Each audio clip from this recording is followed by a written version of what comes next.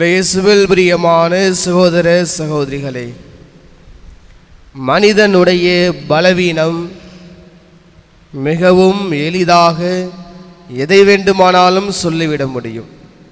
நான் இதை செய்கிறேன், அதை பண்ண போகிறேன், இதை செய்ய போகிறேன்னு சொல்லிட்டு மனிதனுடைய பலவீனம் எதை வேண்டுமானாலும் செய்வதற்கு உறுதியளிக்க முடியும், வாக்கு தர முடியும். ஆனால் அதே மனித பலவீனம்தான் அதை செய்வதற்கு, செயலாக மாற்றுவதற்கும் தடையாக இருக்கிறது.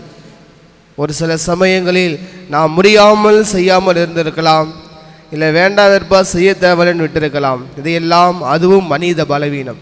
இந்த மனித பலவீனத்தின் மூலமாகத்தான் நாம் சொல்லுகின்றோமா அல்லது செய்கின்றோமா என்ற உண்மையை நாம் புரிந்து கொள்ள முடியும். நம்முடைய உடல் வலிமை பெற வேண்டும், ஆன்மா வலிமை பெற வேண்டும் என்றால் வெறும் வார்த்தை அளவில் சொன்னால் மட்டும் போதாது. உடல் நல்லா இருக்கணும், நல்லா சாப்பிடணும், ஆரோக்கியமாக சாப்பிடணும், தேவையில்லாத உணவு பழக்கங்களை விட்டுடும், நல்ல சாப்பாடாக சாப்பிடணும்னு சொல்கிறது ஈஸி. ஆனால் அதை நம்மளால் செய்ய முடியுதா? கடைபிடிக்க முடியுமா? அப்படியே கடைக்கு எங்கேயா போகும்போது நல்ல வாய்க்கு ருசியாக ஏதாவது இருந்ததுன்னா உடனே வாங்கி சாப்பிட்ருவோம். அப்போ சொல்கிறது மிக மிக எளிது, ஆனால் அதை கடைபிடிப்பது தான் மிக மிக கடினம். நாம் எதை சொல்லுகின்றோமோ அதையே கடைபிடிக்கின்ற போது நம்முடைய உடலும் வலிமை பெறுகின்றது, நம்முடைய ஆன்மாவும் வலிமை பெறுகின்றது. நற்செய்தி வாசகத்தில் ஆண்டவர் இயேசு அந்த இஸ்ராயல் மக்களிடம் பார்த்து சொல்லுகிறார், மறைநூல் அறிஞர்களும் பரிசேயர்களும் அவர்கள் எதை சொல்லுகிறார்களோ அதை அவர்கள் செய்ய மாட்டார்கள். ஏனென்றால் மோசே இவர்களுக்கு கொடுத்த கட்டளை வெறும் 10 கட்டளை தான். ஆனால் அந்த 10 கட்டளையை ஏறக்குறை 600க்கும் மேற்பட்ட கட்டளைகளாக பிரித்து, இதை செய்ய வேண்டும், இதை செய்யக்கூடாது, இதை செய்தால் இதற்கு பரிகாரம் இது என்று பலவிதமான உட்பிரிவுகளை வைத்து மக்களின் மீது அந்த சுமையை வைக்கிறார்கள்.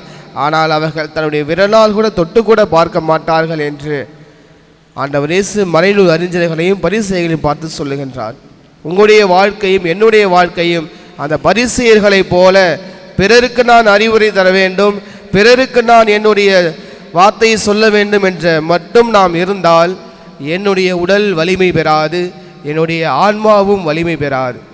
உடலும் ஆன்மாவும் வலிமை பெற வேண்டும் என்றால் நான் எதை யோசிக்கின்றேனோ, நான் எதை சொல்லுகின்றேனோ அதை என்னுடைய செயலில் நான் காட்ட வேண்டும்.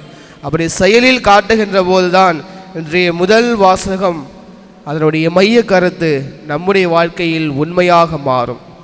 ஆண்டவரின் மாட்சி கோவிலுள் நுழைந்தது. எசேக்கியேல் காண்கின்ற இந்த காட்சியிலே ஆண்டவருடைய மாட்சியானது மேகங்கள் மூலமாக அந்த கோவிலுக்குள் நுழைந்ததை அவர் பார்க்கிறார். அந்த கோவில் என்பது அவ்வளவு வலிமையாக இருந்தது.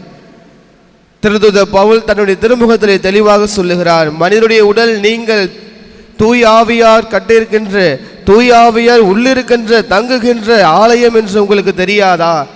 அப்போ என்னுடைய உடல் ஆலயமாக மாற வேண்டும் என்றால் வலிமை பெற வேண்டும், என்னுடைய ஆன்மா ஆலயமாக இருக்க வேண்டும் என்றால் வலிமை பெற வேண்டும். எப்படி வலிமை பெறுவது? நான் என்னுடைய சிந்தனையை நல்ல ஒரு சிந்தனையாக வைத்து நல்ல ஒரு செயலை நான் செய்கின்ற போது என்னுடைய உடலும் ஆன்மாவும் வலிமை பெறும். அப்படி வலிமை பெற்ற அந்த கோவிலுக்குள் ஆண்டவருடைய மாட்சி குடிக்கொள்ளும்.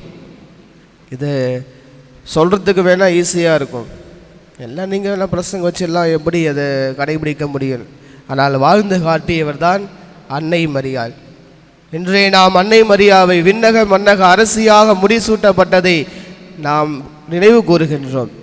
எடுத்தவுடனே அப்பேற்பட்ட ஒரு பாக்கியத்தை அன்னை மரியாள் பெற்றாரா? கண்டிப்பாக இல்லை. கடவுளுடைய தூதர் அன்னை மரியாவுக்கு வந்து, உன்னுடைய தூய ஆவி உன் மீது வருகின்றது, கடவுளுடைய மகனை நீ பெற்றெடுக்கப் போகிறாய் என்று சொல்லுகின்ற போது அன்னை மரியாள் ஒரு வார்த்தை சொன்னார், நான் ஆண்டவரின் அடிமை.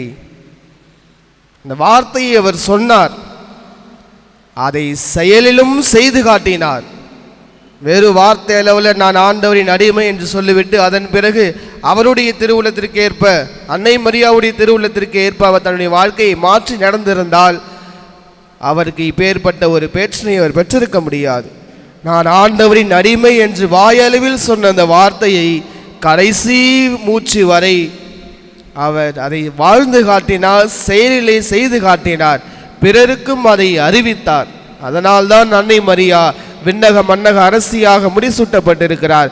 ஒரு அரசனோ ஒரு அரசியோ ஒரு நாட்டில் இருக்கின்ற போது அவர்கள் எதை செய்ய வேண்டும் என்று விருப்பப்படுகிறார்களோ அதை இந்த மக்களின் நலனுக்காக செய்வார்கள். அப்படி செய்பவர்களை தான் வரலாற்றில் நாம் பார்க்கின்றோம். இவர்கள் நல்ல அரசர்கள், மக்களை நன்றாக வழிநடத்தினார்கள் என்று. ஆனால் அதுவே அந்த அரசன் தான் செய்வதை மட்டுமே, தான் சொல்லுவதை மட்டுமே செய்யாமல் ஏதாவது செய்து கொண்டிருந்தால் கொடுங்கோல் அரசன் என்று சொல்லுவார்கள்.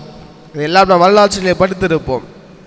அப்படி என்றால் விண்ணக மன்னக அரசியாக அன்னை மரியால் முடிசூட்டப்பட்டிருப்பதற்கான காரணம் அவர் வாயளவில் சொன்ன அந்த வார்த்தையை செயல் வடிவம் கொடுத்தார். அதனால் தந்தை கடவுள் அவருக்கு மிகப்பெரிய ஒரு பாக்கியத்தை தந்தார். நீங்களும் நானும் நிச்சயமாக அந்த பாக்கியத்தை நம்மால் பெற முடியும். ஆண்டவர் இயேசுவோடு, அன்னை மரியாவோடு, தந்தை கடவுளோடு, தூய ஆவியாரின் உறவோடு நம்முடைய இந்த எதிர்கால வாழ்க்கை நிலையான ஒரு வாழ்க்கையிலே அனைவரையும் முகமுகமாக தரிசிக்க வேண்டிய அந்த பேற்றினை நம்மால் பெற முடியும்.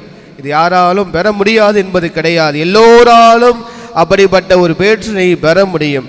அதற்கு ஒரே வழி, ஆண்டவர் இயேசு சொல்லுவதை நானும் பிறருக்கு சொல்லுகிறேன், ஆனால் அது என் வாழ்க்கையில் நான் செயல்படுத்துகிறேன் என்றால் நிச்சயமாக அன்னையால் முடிந்தது நம்மாலும் முடியும் என்பதை நாம் உணர வேண்டும். எனவே அன்புக்குரியவர்களே, தொடர்ந்து இந்த திருப்பலியில் நாம் இறைவனிடம் வேண்டுவது, இந்நாள் வரை என்னுடைய வார்த்தை அளவிலே நான் பேசியிருந்தாலும் இனிமேல் அதை செயல் வடிவம் கொடுத்து செயல் வீரராக என்னுடைய வாழ்க்கை மாற வேண்டும் என்பதற்கான அருளை வேண்டி தூய ஆவியார் வழியாக மன்றாடுவோம்.